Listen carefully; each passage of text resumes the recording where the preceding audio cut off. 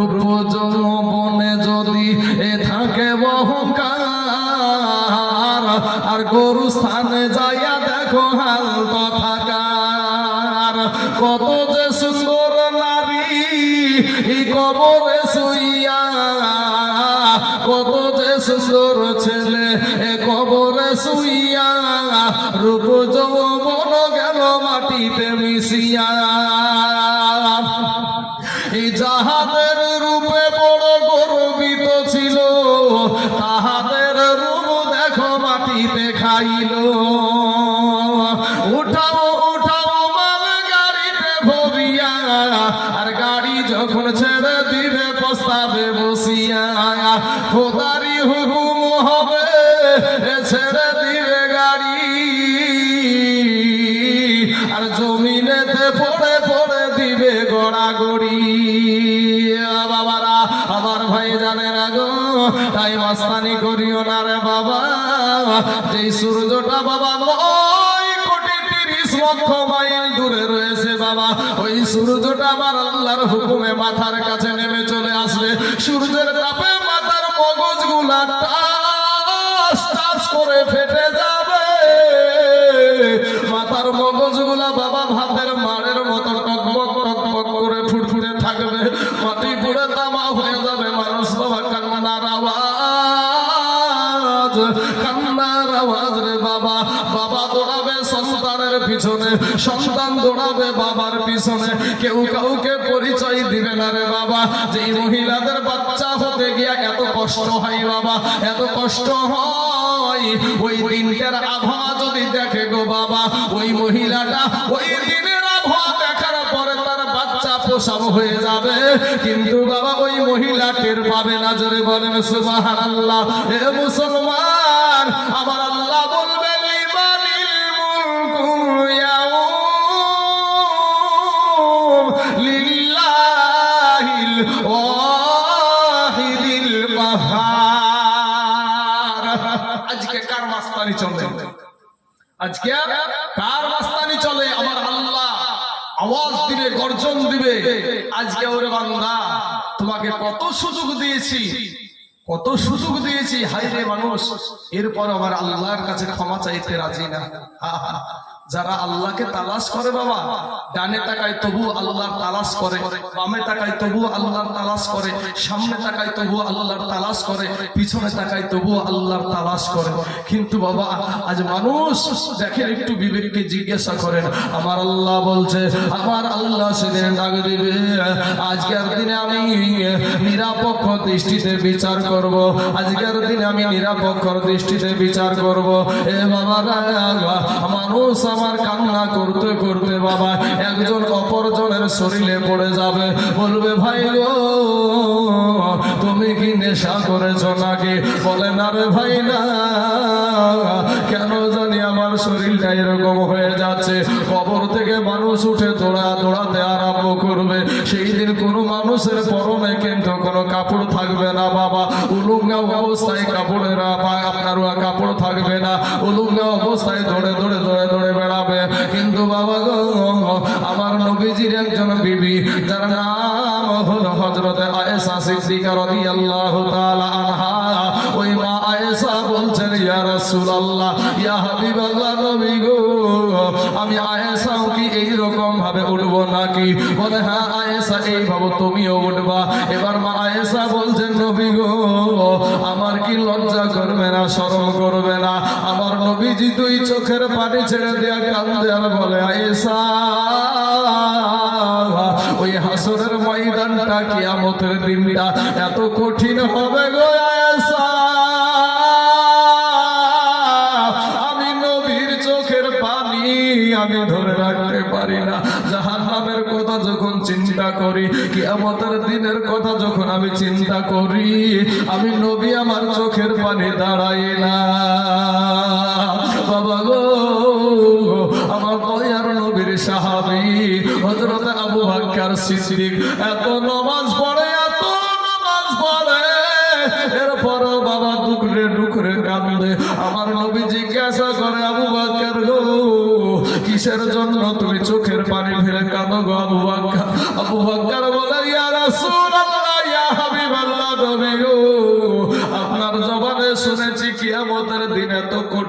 হবে।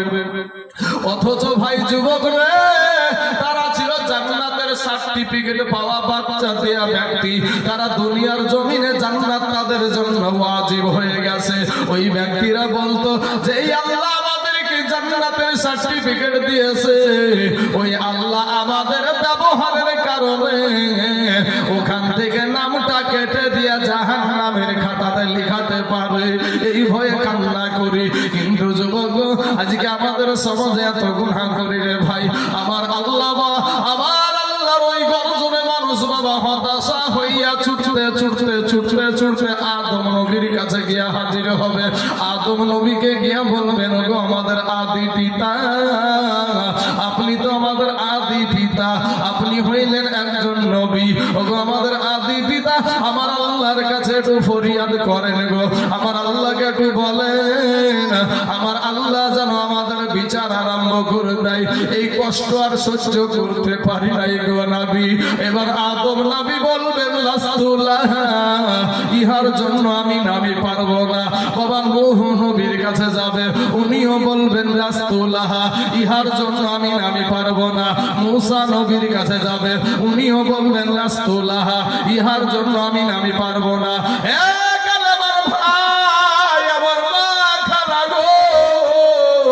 নবীরা পর্যন্ত সেদিন নাফসি নাফসি করবে রে বাবা। যেই নবীদের কোনো গুনাহ নাই, যেই নবীদের কোনো পাপ নাই, ওই নবীরা পর্যন্ত নাফসি নাফসি করবে বাবা। শেষমেশ বাবা আমাদের ঈসা নবীর কাছে এসে মানুষ এসে হাজির হয়ে যাবে।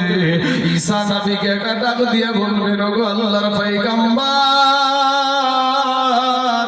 আমার আল্লাহকে একটু বলেন গো, আল্লাহ যেন আমাদের বিচার আরম্ভ করে দেয়, এই কষ্ট আর আমরা সহ্য করতে পারি নাই। আমার আল্লাহ পাক রব্বুল আলামিন যেন আমাদের বিচার আরম্ভ করে দেয়।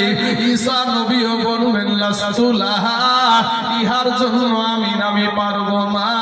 তবে আমি জানি গো এটা কার কাজ, আমি জানি এটা কে পারবে। বলে কে পারবে? বলে ওই দেখো আরশের নিচে, ওই আরশের ছায়ার তলে আখিরি জামানার নবী, অর্থাৎ আমাদের নবীকে দেখায়া বলবে, ওই দেখো আখিরি জামানার নবী, ওই দেখো রহমাতাল লিল আলামিন। উনি ছাড়া আজকের দিনে কেউ আল্লাহর সাথে কথা বলার সাহস নাই। জোরে জোরে বলুন সুবহানাল্লাহ। তোরে গিয়া বাবা আমাদের নবীকে ডাক দিয়া বলবে, ইয়া রাসূলুল্লাহ, ইয়া হাবিবাল্লাহ, নবী গো, ওগো নবীজি, আমাদের জন্য আপনি উহুদের ময়দানে দন্দনা মোবারক শহীদ করে দিয়েছেন গো নবী। আমাদের জন্য আপনি তায়েফের ময়দানে নিজের শরীরকে রক্তাক্ত করে ফেলেছেন গো নবী। নবী গো, আপনি আমাদের কারণে পেটে পাথর বেঁধেছেন গো নবী। ওগো নবীজি, আজকে আপনার উম্মতেরা বড় বিপদে গো নবী, আবার আল্লাহর কাছে ফরিয়াদ করেন। এইদিকে বাবা জাহান্নাম একটা গর্জন দিবে, আওয়াজ দিবে আর বলবে, আল্লাহ গো, আমার পেটে বড় ক্ষুধা গো আল্লাহ, তোমার পাপী বান্দা গুলাকে আমাকে দাও, তোমার পাপিষ্ঠ বান্দা গুলাকে আমাকে দাও, তোমার নাফরমান বান্দা গুলাকে আমাকে দাও। আমার আল্লাহ বলবে, জাহান্নাম রে, একটু সবুর কর, একটু ধৈর্য ধর, আমার পাপী বান্দা গুলা, নাফরমান বান্দা গুলা আমি তোকে দিব রে জাহান্নাম। জাহান্নাম এরপরও থেমে থাকবে না, সামনের দিকে বাবা আগাইতে থাকবে। আমার নবীকে মানুষেরা বলবে, ওগো আল্লাহর নবী, ওগো আমাদের দয়ার নবী, মায়ার নবী গো, একটা কথা শুনেন গো নবী, আর কষ্ট সহ্য করতে পারি না। উম্মতের দরদি নবী কি যেন বলে বাবা, সেজদায় চলে যাবে। যেমন সেজদায় চলে যাওয়া সাথে সাথে আমার আল্লাহর কাহারিয়াত, আমার আল্লাহর সমস্ত রাগ বাবা দূর হয়ে যাবে। জোরে বলবে সুবহানাল্লাহ। ভাই যুবক, কোন নবী সেদিন আমার আল্লাহর সাথে কথা বলার সাহস পাবে না, কারো সাহস থাকবে না। আর আমাদের যিনি নবী, সেই নবী যেমন সেজদায় যাবে সাথে সাথে আল্লাহর রাগ। আপনারা আগে একটা কায়দা বই পড়তাম আমরা, বড় একটা কায়দা বই পাওয়া যেত, কায়দাটার নাম হলো বগদাদি কায়দা। ওই বগদাদি কায়দাতে আমরা যখন আল্লাহর ঘর পড়তাম তখন আমাদের উস্তাদ বলল এই নামগুলা পুরা মুখস্থ করতে হবে। কি? ইয়া আল্লাহু ইয়া রহমানু ইয়া রহিমু ইয়া মালিকু ইয়া কুদ্দুসু ইয়া সালামু ইয়া মুমিনু ইয়া মুহাইমিনু ইয়া আজিজু ইয়া জাব্বারু ইয়া মুতাকাব্বিরু, এরকম ভাবে পড়েনি ভাই? এইভাবে পড়েছি। পড়ার পরে এই নামগুলার ভিতরে একটা নাম হবে ইয়া কহারু। ইয়া কহারু, মহা রাগে রাগান্বিত থাকবে। এই নামটা হবে সেই দিন কিয়ামতের দিন আমার আল্লাহ হবে কাহার, মহা রাগে রাগান্বিত হয়ে থাকবে। আমার নবী যেমন সেজদায় যাবে সমস্ত কাহারিয়াত দূর হয়ে যাবে। আমার আল্লাহ বলবে বন্ধুগণ, ওগো আমার হাবিব, মুসা নবী ছিল আমার পাগল, ইব্রাহিম নবী ছিল আমার পাগল, নূহ নবী ছিল আমার পাগল, আদম নবী ছিল আমার পাগল, শীষ নবী ছিল আমার পাগল, জাকারিয়া নবী ছিল আমার পাগল, ঈসা নবী ছিল আমার পাগল, ইউসুফ নবী ছিল আমার পাগল, ইউসুফ নবী ছিল আমার পাগল। ও হাবিব, আমি আল্লাহ হইলাম, আমি তোমার পাগল। জোরে জোরে বলুন সুবহানাল্লাহ। ও আমার হাবিব, দুনিয়ার জমিনে তোমাকে অনেক কষ্ট দিয়েছি, অনেক কাঁদাইছি গো।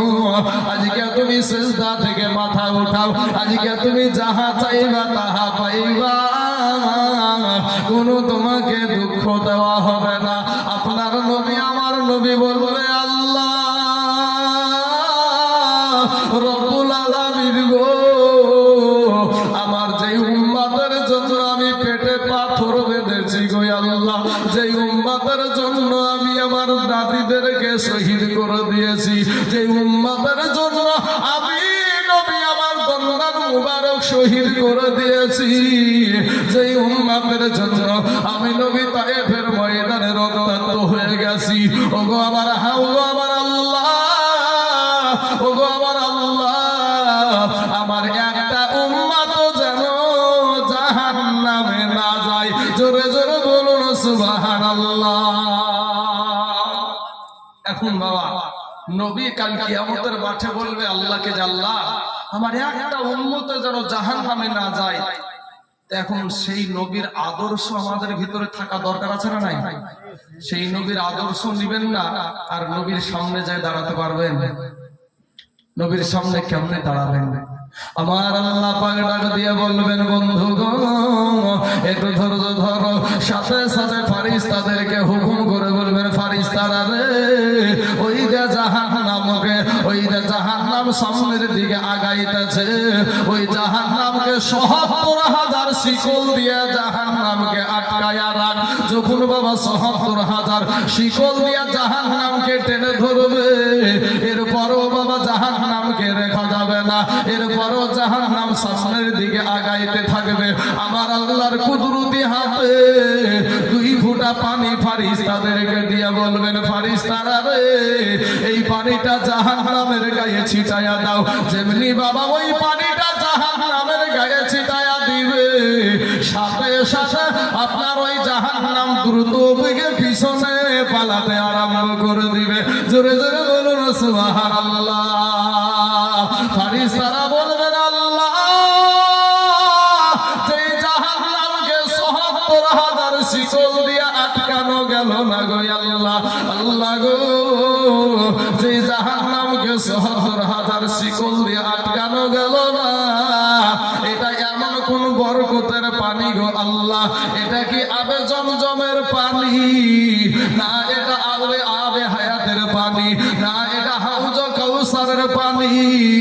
আমার আল্লাহ বলবেন ফেরেশতারা রে, এটা আবে জমজমের পানিও না, এটা হাউজ কাউসারের পানিও না, এটা আবে হায়াতের পানিও না, এটা হইল আমার দুনিয়ার গুনাহগার বান্দা বান্দির চোখের পানি। জোরে জোরে বলুন সুবহানাল্লাহ। আল্লাহ না করুক বাবা কারো বাবা মায়ের কবরে যদি আগুন জ্বলা যায়, কবরের জাহান্নামের আগুন যদি জ্বলা যায়, কোনো পানিতে নিভাবে না। বিলের পানি বলেন, খালের পানি বলেন, নদীর পানি বলেন, টিউবওয়েলের পানি বলেন, কোনো পানিতে নিভাবে না বাবা। যদি নিভায় তাহলে চোখের পানিতে নিভায়। জোরে বলেন সুবহানাল্লাহ। এই চোখের পানি আল্লাহর কাছে এত প্রিয়। আজকে বাবা যে আদম নবী আমাদের আদি পিতা আল্লাহ সৃষ্টি করে কোথায় রেখেছিল? জান্নাতে রেখেছিল। তাকে একটা ফল খেতে নিষেধ করেছিল। সেই ফলটা যখন আপনার ইবলিস যখন আপনার চক্রান্ত করে তাদের মুখে ঢেলে দিল, সাথে সাথে আপনার কি হলো? জান্নাতি পোশাকটা খুলে পড়ে গেল। কিন্তু এটা আদম নবী ইচ্ছাকৃত না, এটা অনিচ্ছাকৃত। নবীরা কোনোদিন ভুল করে নাই, নবীরা কোনোদিন ভুল করে নাই। এটা অনিচ্ছাকৃত ভুলের কারণে বাবা আদম নবী, উনি একজন আল্লাহর নবী, একটা ভুল করে নাই, অনিচ্ছাকৃত একটা জিনিস, সেটার জন্য জান্নাতি পোশাক শরীর থেকে খুলে গেল।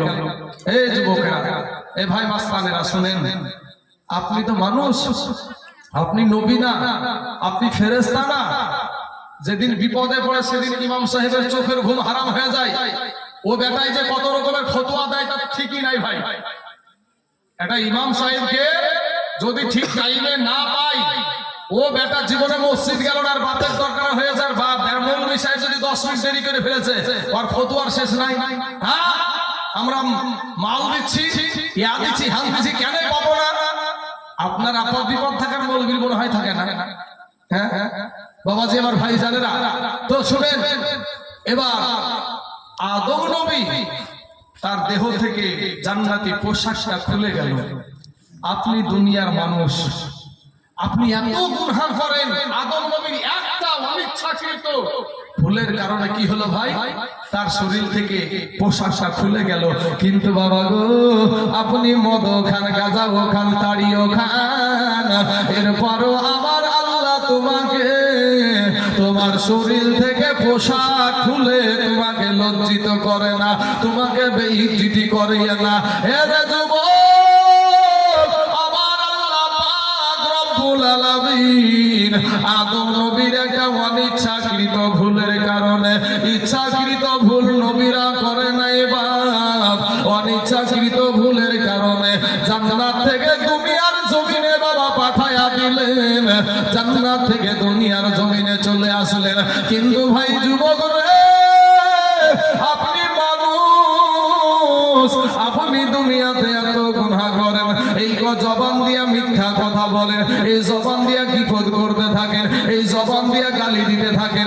এরপরও আবার আল্লাহ আপনাকে আপনার বাড়ি থেকে বের করে দেয় নাই, আপনার বাড়ি থেকে আপনাকে অন্য কোনো দেশে ফেলায়া দেয় নাই, কিন্তু আদম নবীকে জান্নাত থেকে বাবা দুনিয়ার জমিনে পাঠায়া দিলেন। হে মুসলমান, আদম নবীর একটা অনিচ্ছাকৃত ভুলের কারণে তার থেকে তার বিবিকে আলাদা করায়া দিল।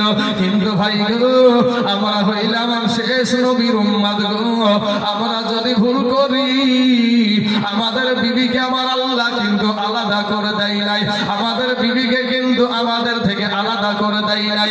এ বাবাজি, এ সোনাবাবি, আদম নবীর একটা অনিচ্ছাকৃত ভুলের কারণে একটা নির্ধারিত একটা জায়গাতে গিয়ে আল্লাহ পাক দোয়া কবুল করলেন। কিন্তু আমরা শেষ নবীর উম্মত, আপনি মাঠে গুনাহ করেছেন, ঘাটে গুনাহ করেছেন, জঙ্গলের ভিতরে আপনি গুনাহ করেছেন, ঘরের ভিতরে আপনি গুনাহ করেছেন, ওখানে আপনি আপনার দিলটাকে নরম করে দিয়া, চোখের পানি ছেড়ে দিয়া আল্লাহকে বলেন, আল্লাহ আমি জীবনে বড় গুনাহ করে ফেলেছি গো আল্লাহ, আর জীবনে কোনোদিন গুনাহ করব না। বাবা গো, যেই জায়গাতে আপনি গুনাহ করেছেন ওখানেই যদি আল্লাহর কাছে ক্ষমা চান, আপনি শেষ নবীর উম্মত হওয়ার কারণে ওই জায়গাতে আপনার গুনাহ আমার আল্লাহ মাফ করায়া দিবে। জোরে জোরে বলুন সুবহানাল্লাহ। বাবাজি, এটা আপনার কোনো বাহাদুরি নাই, এটা হলো আমার নবীর পাওয়ার। শেষ নবীর উম্মত হওয়ার কারণে আপনাকে আমাকে কিন্তু আমার আল্লাহ বেইজ্জতি করবে না। ভাই যুবক, আজ তোমাদেরকে বলার পরেও তোমরা শুনতে রাজি না। কিন্তু ভাই গো দেখো, তোমাদের মতন যুবকেরা, তোমাদের মতন নওজোয়ান ছেলেরা আমার নবীর পাশে দাঁড়িয়ে বিবিকে বিধবা করে দিয়ে, সন্তানকে এতিম করে দিয়ে আমার এই ইসলামটাকে প্রতিষ্ঠিত করেছে। জোরে বলেন সুবহানাল্লাহ। বাহ।